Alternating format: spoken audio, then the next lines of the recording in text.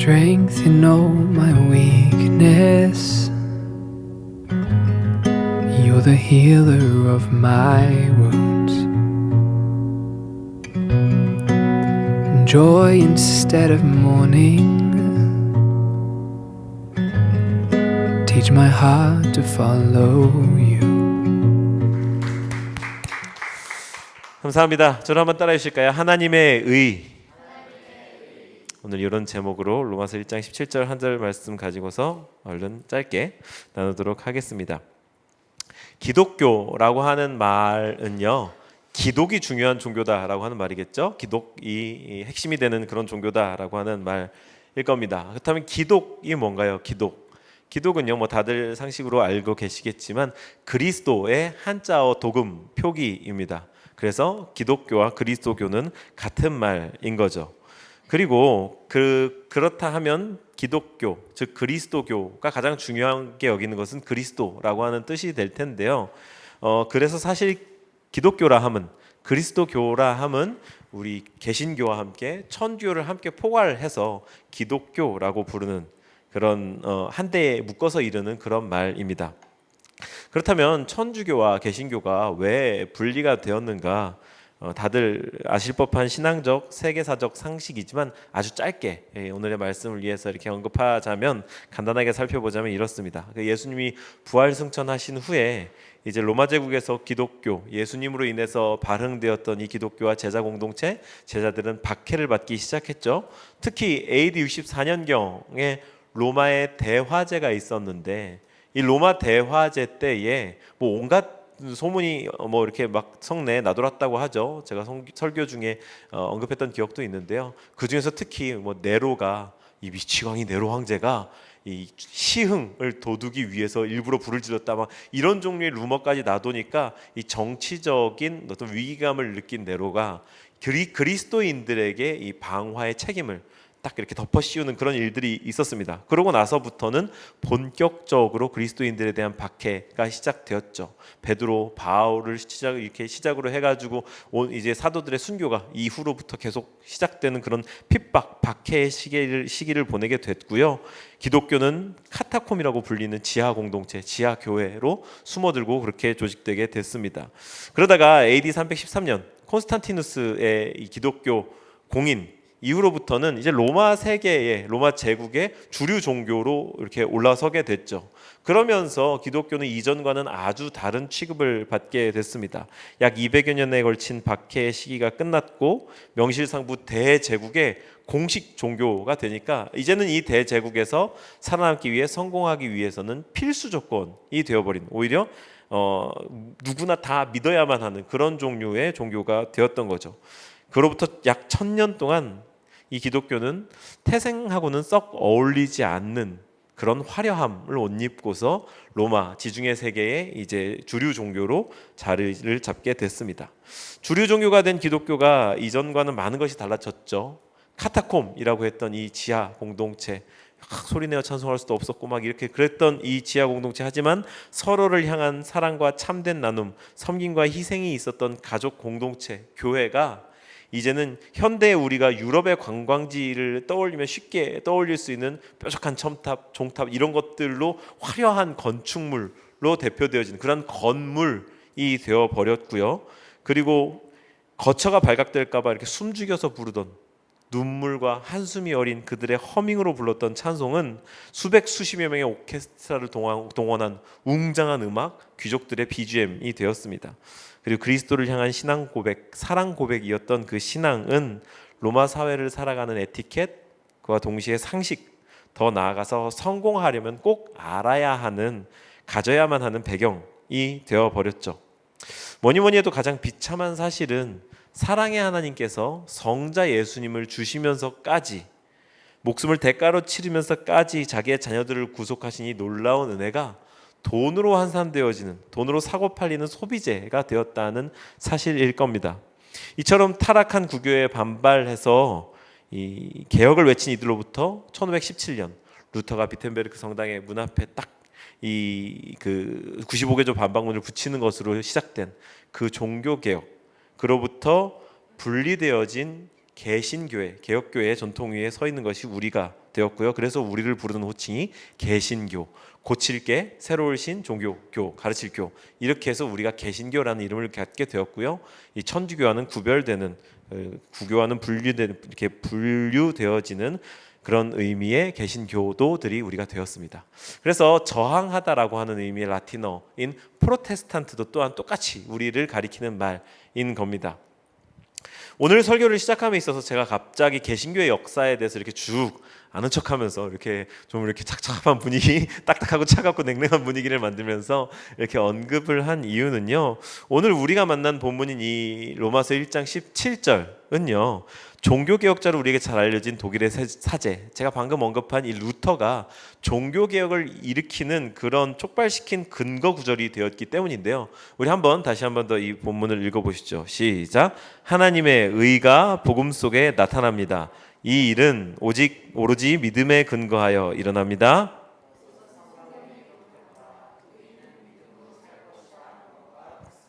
잠시 이 종교개혁가 이 마르틴 루터에 대해서 좀 생각을 해보았으면 좋겠는데요. 루터는요, 이 독일의 평범한 이 광부의 가정에서 태어났다고 합니다. 아주 평범한 가정에서 태어나서 신학을 공부하고 이제 사제 서품을 받아서 사제가 되었는데 충실하게 공부해서요 신학 박사가 되었어요. 신학 박사. 당시 신학 박사는 뭐 대단하겠죠. 신학 박사로서 비텐베르크 대학에서 이제 신학과 성경을 가르쳤다고 합니다. 수도에 내부적으로 촉망받던 유능한 그런 젊은 신학자 박사였었는데요. 그래서 그는 외교적 임무를 띠고, 이런 임무, 외교 임무 아무한테나 안 주잖아요. 그런데 굉장히 인정받았다는 뜻이겠죠. 외교적인 임무를 띠고 이제 로마 교회로 이렇게 순례를 떠나는, 베드로 대성당이 있었던 그 로마 교회로 순례 여행을 떠나게 되었습니다. 근데 이 여정에서 이 부패한 구교의 타락상이랑 무척 적나라하게 마주치게 됐던 거죠. 그러면서 자기가 갖고 있었던 어떤 신앙적인 배워왔던 성경의 어떤 지식들, 자기가 갖고 있던 어떤 의문의 어떤 풀리지 않는 불편함들, 이런 것들이 다 같이 속에서 부대껴서 어떤 스트러글이 일어났던 것 같습니다. 그래서 거기서부터 심각한 회의에 빠진 이 루터가 특별히 베드로 대성당의 재건 자금을 마련하기 위해 무리하게 면벌부를 판매하는 모습, 우리한테 잘 알려진 사건이죠. 그리고 이를 정당화하기 위해 당시 서민들이 읽을 수 없는 라틴어로 되어 있는 성경, 그것을 사제들만이 점유하고 있는 그러한 현실, 성경을 오용하는 모습, 미사를 소중히 여기지 않으면서 경건함이 없는 그러한 사제의 모습, 이 모든 것들에 깊은 절망감을 느끼다가 저 유명한 95개조 반박문을 작성해서 비텐베르크 성당에 탁 문 앞에 못 박는 것으로 이 종교개혁의 신호탄을 쏘아 올린 것 아니겠습니까? 그게 우리가 상식적으로도, 그 상식보다 조금 더 구체적으로 언급해드린 루터라고 하는 사람의 배경이었습니다. 이후에 꾸준하게 이어진 개혁운동이 오늘날 우리의 뿌리가 되었다는 거죠. 로마서 1장 17절이 거기에 촉발되어지는 그렇게 촉매제 역할을 했다, 트리거 역할을 했다라는 말씀 때문에 루터의 이야기까지 들었습니다. 루터, 이름은 자주 들어보셨죠. 이처럼 자세한 이야기까지는 아니라 하더라도 개신교인들이라고 하면 루터라는 이름은 들어보았을 법하고요. 2017년에 이제 루터의 탄생 500주년을 기념하면, 아니죠, 그 종교개혁 500주년을 기념하면서 이 루터의 일대기를 다룬 영화가 개봉되기도 했었습니다. 그런데 제게는 그가 구교 내에서 촉망받던 젊은 신학자였다라는 점이 되게 아이러니하게 느껴졌습니다. 마치 바울처럼 누구보다 더 신실하게 하나님의 말씀을 따라 살고 싶었던 사람이었던 거죠. 그래서 그가 성경을 가르치던 성경 교사로서 누구보다 더 정직하게 성경을 따르고 싶었던 한 사람으로서 왜 로마서 1장 17절이 마음에 걸렸을까? 왜 이것 때문에 종교개혁을 시작하게 됐을까? 그가 이 로마서 1장 17절 때문에 고통스러웠기 때문인데요. 제가 한번 그 이유를 이 책에서, 그의 저작 모음이 있는 책에서 발췌해 왔는데 읽어드리겠습니다. 루터가 했던 얘기입니다. 나는 로마 교회에 보내는 바울 서신서를 읽으면서 바울을 이해하고 싶은 특별한 열정에 사로잡혔다. 굉장한 성경 교사, 역시 열정 있는 사람이에요. 하지만 로마서 1장 17절에 나오는 한 문구, 하나님의 의가 나타나서가 나를 가로막았다. 나는 하나님의 의라는 말이 너무도 싫었다. 하나님의 의가 불의한 죄인을 벌하신다고 배웠기 때문이다. 이해되셨나요? 하나님의 의라고 하는 여기 17절의 일성, 하나님의 의라고 하는 단어가 이 루터의 마음이 확 닫히게 만들었다는 겁니다. 바울을 더 깊이 이해하고 싶어도, 바울의 저작들을 더 깊이 연구하고 싶어도 로마서에서 특히 이 하나님의 의라고 하는 단어가 자기 마음을 무척 불편하게 만들었다고 합니다. 왜일까요? 왜 그가 하나님의 의가 너무나도 싫었을까? 개혁 이전의 루터가 하나님에 관해서 오해했기 때문입니다. 바울이 로마서를 통해 말하는 하나님의 의가 죄를 경멸하고 인간을 벌하시는 하나님의 정의로움이기 때문에, 그래서 어떻게 해도 죄인일 수밖에 없는 우리가 루터가 하나님 앞에 선다는 게 곧 징벌과 멸망을 의미하기 때문에, 그래서 이 그냥 혼내기만 하는 화나 있는 하나님이 그냥 싫었던 겁니다. 이 말 자체가 우리가 지금 제가 그냥 쭉쭉쭉쭉 얘기하고 제가 준비해온 문장을 흘리지 않으려고 보면서 읽었는데, 쭉 이렇게 이야기할 때 여러분들의 의식 속에도 그다지 어색하거나 틀린 게 이렇게 딱 캐치가 되지 않지 않나요? 캐치가 되지 않지 않나요? 네, 그렇죠? 당시의 시대상이나 이 신학 사조를 생각할 때 루터의 이런 생각이 그렇게 이상한 게 아니었습니까? 그러니까 이 말, 하나님에 의해서 하나님이 이렇게 불편하게 느껴지는 것이 이상한 게 아니었다는 겁니다. 당대 구교가 이러한 하나님 인식의 지배 아래 있었기 때문인데요.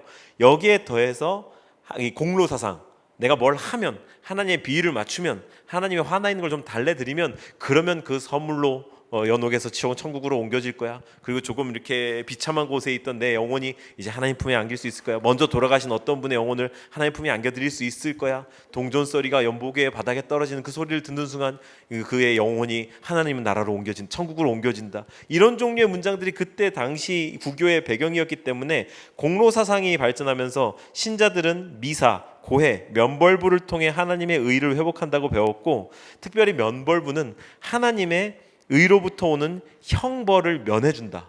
그래서 이 면벌부를 판매하는 것이 막 날개도 친 듯 팔려 나가고, 기본적으로 하나님의 의가 화나 있는 하나님, 벌하시는 하나님, 이렇게 망하게 하는 하나님으로 인식되었기 때문에 이런 게 가능했다라는 겁니다. 그래서 면죄부가 아니라 면벌부인 거거든요. 화가 잔뜩 나 있는 하나님의 심기를 건드리지 말고 비위를 잘 맞춰가면서 자기가 받아야 할 형벌의 양을 조금씩 낮춰가는 겁니다. 하나님 이번에 기분 조금 좋으셨으니까 저한테 10년형 1년만 깎아주세요. 제가 1,000,000원 내겠습니다. 자, 1년만 더 깎아주시오. 자동차 드리겠습니다. 이런 식으로 자기의 벌을 감해간다고 생각하는 게 구교의 인식과 더불어 루터 또한 같은 인식이었다라는 거죠.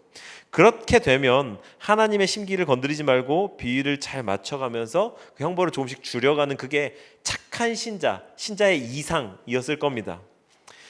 그런데요, 이런 하나님의 의에 관한 인식은요, 당대 것만은 아니었던 것 같습니다. 저는 저 스스로를 생각하면서 이런 인식이 아직까지 나에게 500년도 더 지난 지금의 나에게까지도 이게 남아있구나라는 거에 섬찟 놀라고는 하는데요. 뭔가 잘 풀리지 않을 때 여러분 그런 생각 해본 적 없으신가요? 내가 뭘 잘못했지? 하나님이 나한테 뭔가, 내가 하나님의 기준에 뭔가 안 맞는 게 있지 않은가? 내가 하나님 앞에 어떤 죄를 짓지 않았는가? 화가 나 있는 하나님은 죄인들이 풍기는 이 고약한 죄의 냄새, 그게 기분이 나쁘고 불쾌해서 언제든 이 빌미만 잡히면 죄인들을 싹 쓸어버려야지 하고 하는, 숨을 씩씩 몰아쉬고 계신 그런 이미지로 비춰졌던 겁니다. 화가 난 전능자. 우리가 믿는 하나님이 정말 그런 분이신가? 로마서 1장 17절에 하나님의 의가 정말 그런 하나님의 의를 말하는 걸까? 이를 깊이 생각해 보기 위해서 우리가 복음에 대해서 정리했던 걸 다시 한번, 지난 몇 주 동안 정리했던 복음에 대한 의의를 기억해 보고 가다듬어 보고 싶은데요. 복음은 무엇입니까? 좋은 소식입니다. 헬라어를 알려드렸었죠. 유앙겔리온이라고 한다고 했고요. 이 당시에 전쟁하는 모습을 떠올려야 된다고도 말씀을 드렸습니다. 고대 사회에서 전쟁을 하면 전쟁이 벌어진 데로부터 지금처럼 SNS를 통해, 뉴스를 통해 실시간으로 이렇게 막 중계되지 않습니다. 한번 전장에 출정하면, 가족이라도 출정하면 몇 달이고 몇 년이고 그가 돌아올 때까지 알 수가 없습니다. 이기고 돌아오면 다행인데, 갑자기 어느 날 모르는 사람들이 들이닥쳐가지고 니네는 패배했어요, 넌 나의 종이야, 이러면 패배한 그 시로부터 그냥 노예가 되는 거고요. 천만다행으로 전령이 도착해서 우리가 승리했어 이러면은, 그리고 당신의 아들이 살아있어 이러면은 그게 그렇게 기쁠 수가 없는 겁니다. 그게 복음, 유앙겔리온의 이미지입니다. 얼마나 기쁘겠습니까? 죽었는지 살았는지 알 수 없이 전장에 내몰려 나간 내 아들이 살아있다. 우리가 더 이상 노예가 될까 아니면 이기게 될까 전전긍긍하지 않아도 되는 그런 기쁜 소식, 그게 복음이라고 말씀을 드렸죠. 우리에게 이 복음의 내용이 무엇인가? 아무 답 없는 절망적인 가망 없는 우리의 존재를 위해 아들 예수께서 십자가를 지시고 죽으시고 부활하셔서 우리의 주인이 되셨다. 하나님 나라를 시작하셨다라고 하는 것이라고 누차 반복해서 말씀드렸습니다. 나의 죄는 용서받고 하나님의 나라가 시작되었다. 우리가 극복할 수 없는 낭패, 우리의 존재가 한계에 부닥쳐 있어서 그저 아무것도 할 수 없이 전령이 오기만을 기다리는 노모처럼 아무 할 수 있는 일 없이 앉아 있을 때 그저 하나님의 전적인 은혜로 우리에게 전해진 그 소식, 기쁜 소식, 그게 복음이다라고 말씀을 드렸습니다. 이게 다시 한번 바꾸어서 정리해서 말하자면 하나님의 높은 수준의 정의에 우리가 결코 도달할 수 없음을 알기에 하나님께서 직접 그 의의 수준을 충족시킬 수 있는 그런 조치를 취하셨다라는 겁니다. 더 짧게 말하면 내가 할 수 없는 일을 하나님께서 대신 해주셨다.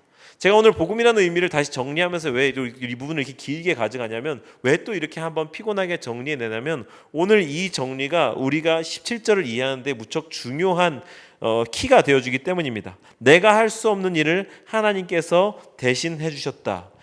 복음에 하나님의 의가 계시되었다라는 게 이 의미인데요. 복음을 통해서 하나님께서 보여주신 의는요, 악을 멸하시는 그런 공의, 정의가 아니라 하나님께서 우리에게 요구하시는 의가 우리에게 없기 때문에 하나님이 직접 우리에게 필요한 의를 주셨다라는 의미의 하나님의 의인 겁니다. 그러니까 루터는 오해하고 있었던 겁니다. 혼날까 봐, 화가 난 하나님에 대해서 오해하고 있었는데, 그게 아니라 혼내려고 하는 게 아니라 다 풀어주려고 기다리고 계신 하나님, 오히려 정반대되는 이미지를 갖고 있었던 게 이 17절의 의미였던 겁니다. 때문에 루터는요, 이 구절이 말씀하신 하나님의 의가 죄인을 향해서 기분이 나빠서 화가 잔뜩 나 있는 진노와 심판의 하나님이 행하시는 공의로서의 의가 아니라 하나님께서 택하신 백성에게 직접 주시는 의라는 사실을 깨닫게 되면서 이제 자비하심, 풍성하심, 그런 하나님의 사랑에 대해서 눈을 뜨게 된 거죠. 그러니까 이제 그 후에 따라오는 게, 갖은 고행을 하지 않아도 된다. 내가 선행을 통해서 내 형벌을 계속 감해 나가지 않아도 된다. 내가 계속해서 애써서 하나님 앞에 잘 보이려고 할 필요가 없다. 노심초사하지 않아도 된다. 오히려 당신의 의로움을 전가해 주려고 기다리고 계시는 하나님 앞에 그냥 백기를 흔들면서 나가면 된다라고 하는 참된 자유를 누리게 된 겁니다. 다시 한번 정리합니다. 눈이 열려 자유해진 루터에 의하면 로마서 1장 17절의 하나님의 의는 죄인들을 벌하신 하나님의 속성에 대한 진술이 아닌 죄인들을 의롭다 하시는 의를 말하는 겁니다. 지금 같은 문장을 거의 10번 가까이 반복해서 말하니까 몇몇 분들은 또 이거고 이제서야 깨닫는 분들도 아마 계실 것 같고, 그래서 정리하는 거죠. 루터가 갖고 있었던 오해, 그리고 정말 이 본문의 의미. 그래서 이제 우리의 관심사는요, 다음 스텝으로 자연스럽게 나갈 수 있습니다. 하나님께서 직접 주시는 이 의를 어떻게 받을까? 로마서 1장 17절 다시 한번 읽어보시죠. 시작. 하나님의 의가 복음 속에 나타납니다. 이 일은, 이것은 성경에 기록된 바, 2절에 보이시죠? 이 일은 오로지 무엇에 근거하여? 믿음. 오로지 믿음에 근거하여. 새 번역이 오로지 믿음이라고 번역해요. 그래서 제가 이 새 번역을 좀 채택을 한 거고요. 개역 성경은요, 믿음으로 믿음에 이르게 하나니라고 되어 있네요. 그리고 NIV는요, by faith from first to last. 이렇게 해서 by faith from first to last. 처음부터 끝까지 그냥 다 믿음으로, 그냥 내내 믿음으로라고 하는 그런 의미일 것 같습니다. 믿음으로만 가능하다. 믿음 외에 다른 방법이 없다. 그래서 우리가 루터를 생각할 때 떠올리는 오직 시리즈 3개 있잖아요. 오직 말씀, 오직 믿음, 오직 은혜. 이 세 가지 중에 오직 믿음이 이 본문, 이 구절에서 유래한 겁니다. 노진준 목사님이라는 분이 번역하신 기독교의 기본 교리라고 하는 책이 있습니다. 이게 무척 오래된 책을 번역을 하셨더라고요.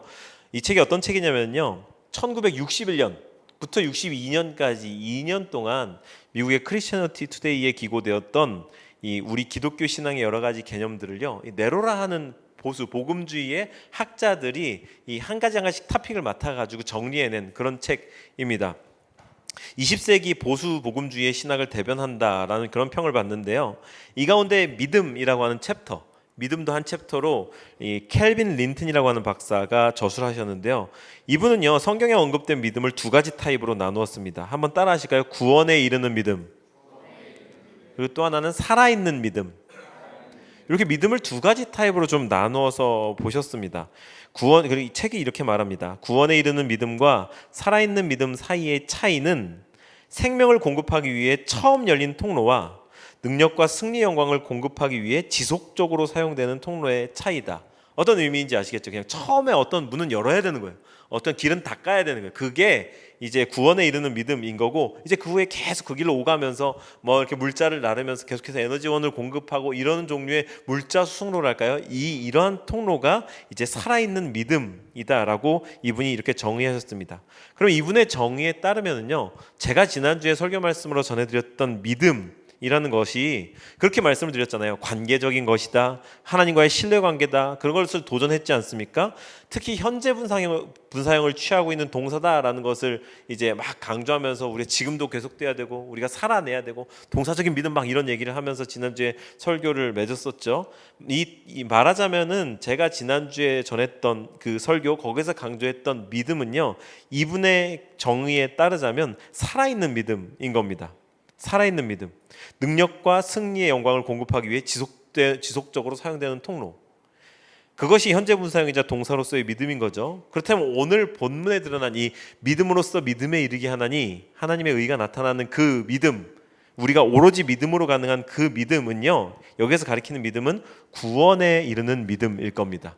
제가 지난주에 말씀드린 믿음이랑은 다른 종류, 다른 결, 다른 분류랄까요? 어쨌든 그런 믿음인 거죠.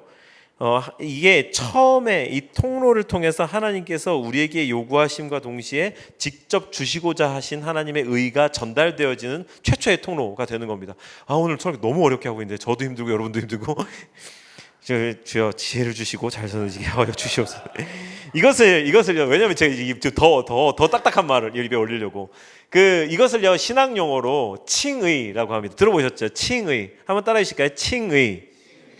의롭다고 부른다, 의롭다고 쳐준다, 의롭다라고 불러준다, 이런 말인 거죠. 또 더 길게 늘려서 이신칭의 이렇게도 하는데, 써이, 믿을 신, 그리고 칭할 칭, 의로울 이, 일컬을 칭, 의로울 의, 이렇게 써가지고 의롭다고 불러준다, 이로써 의롭다고 불러준다라고 하는 그런 말이 칭의가 되겠습니다. 그간에 저는요, 사실 이 칭의로서의 믿음, 구원에 이르는 믿음은요, 그다지 강조하지 않았거든요. 왜냐하면 여러분들에게 이미 이러한 차원의 믿음이 다 진정성 있게 고백되어지고 있다라고 그냥 전제했던 겁니다. 여러분과 1대1로 다 풍삼초를 나누면서 여러분들의 회심에 대한 이야기들을 조금씩 나누기도 했고, 그 정도라고 한다면 그래, 이 칭의의 순간은 모두 다 경험적으로 갖고 있겠거니, 그리고 하나님께서 칭의해 주신 그런 구원받은 백성은 맞겠거니 하는 그런 측면에서 그 이상은 강조하지 않고 그냥 덮어두고 저야말로 여러분들 칭의해드리면서 그렇게 좀 이렇게 넘어왔던 건데요. 근데 오늘 이 본문에 우리가 이르러서는요, 구원에 이르는 믿음, 칭의를 여러분들에게 강조하지 않을 수가 없습니다. 구원에 이르는 믿음이 있지 않고서는 살아있는 믿음이라는 건 불가능한 겁니다. 그렇잖아요. 들어서지도 않았는데 어떻게 가겠습니까? 문이 열리지도 않았는데 어떻게 들어가겠습니까? 어떻게 그 안을 들여다볼 수 있겠습니까? 말하자면 그냥 제가 비유컨대 이 구원에 이르는 믿음이라는 것은 문과도 같은 거고, 그리고 이제 이 살아있는 믿음이라는 것은 그 문을 열고 통해서 계속해서 나가는 길이나 어떤 곳을 향해 가는 여정 같은 것일 텐데요. 문이 열리지도 않았는데 어떻게 그 여정에 이르겠냔 말입니다. 그러니 이 오직 하나님의 의가 나타나서 이 하나님의 의를 믿는, 오로지 믿음으로만 가능한 도달할 수 있는 하나님의 의, 이것은요 처음 문이 열리지 않으면 불가능하고, 그러니 그 이후에 가능한 살아있는 믿음, 우리 교회의 이름인 삶으로 교회가 되는 것, 삶은 교회가 되는 것은 구원에 이르게 하는 믿음이 없이는 사상 누각에 불과하다, 그렇게 이야기를 할 수가 있겠습니다. 그래서 구원에 이르는 믿음이 탄탄해야 이 땅에서 그리스도인으로 살아가는 살아있는 믿음이 가능하다라고 정리하면서 로마서 5장 9절을 함께 읽어보시죠. 로마서 5장 9절입니다. 시작. 그러므로 지금 우리가 그리스도의 피로 의롭게 되었으니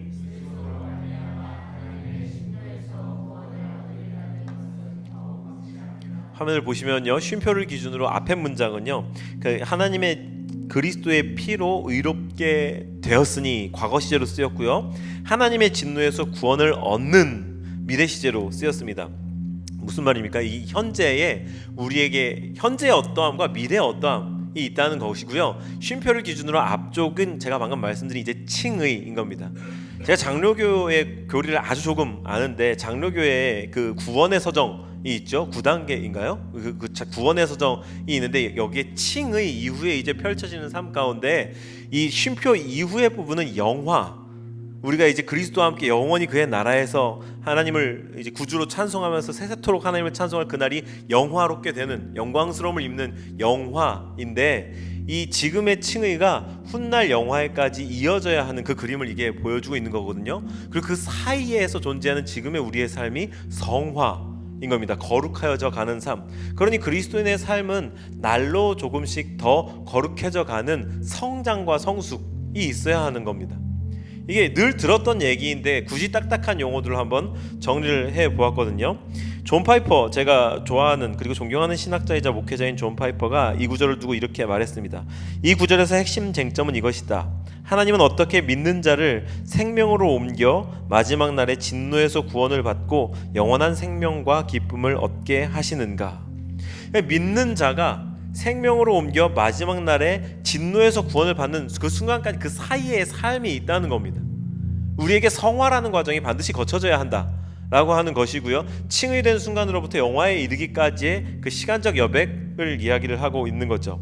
칭의를 받은 현재의 삶과 최종적으로 구원을 완성할 미래적 구원 사이에는 시간적 간극이 있으며, 우리에게 주어진 그 시간적 간극으로서의 성화의 삶이 책임감 있는 삶, 즉 살아있는 믿음으로 우리에게 주어졌다라고 하는 것입니다. 어렵게 이어온 설교 이제 마치도록 하겠습니다.